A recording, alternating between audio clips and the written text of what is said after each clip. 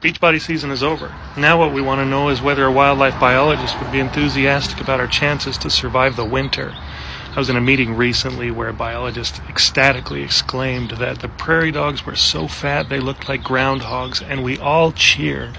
That's the energy we're going after here. Speaking of which, I want to talk to you about another songbird study. This time researchers wanted to know what the impact of roads was on songbirds, and they created, and this is apt for this spooky season, what they called the Phantom Road of Idaho. This Phantom Road wanted to explain a handful of phenomena. Biologists have known for a very long time that roads have a huge impact on wildlife, and not just when it comes to roadkill.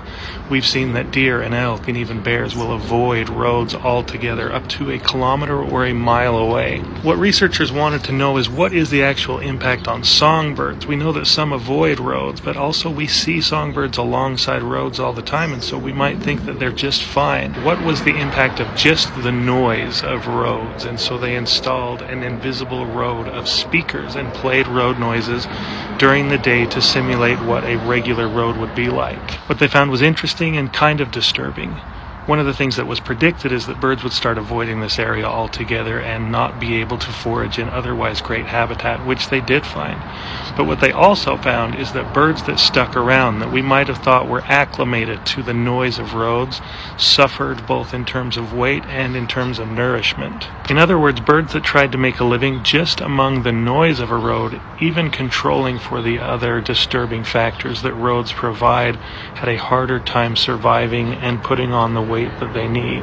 In order to further understand what was going on here, these same researchers took white-crowned sparrows and put them in a lab setting.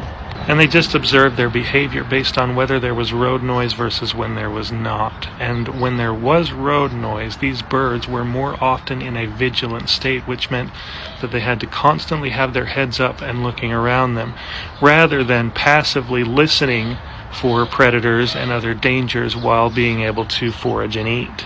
This might have you thinking that we need to convert to EV vehicles even faster, but unfortunately the biggest source of road noise is the percussive effect of tires on roads. Maybe you don't care about birds, I don't know why you're here, but if that's the case, constant noise also has very detrimental effects to human beings, including things like fatigue, irritability, and a decline in cognitive ability.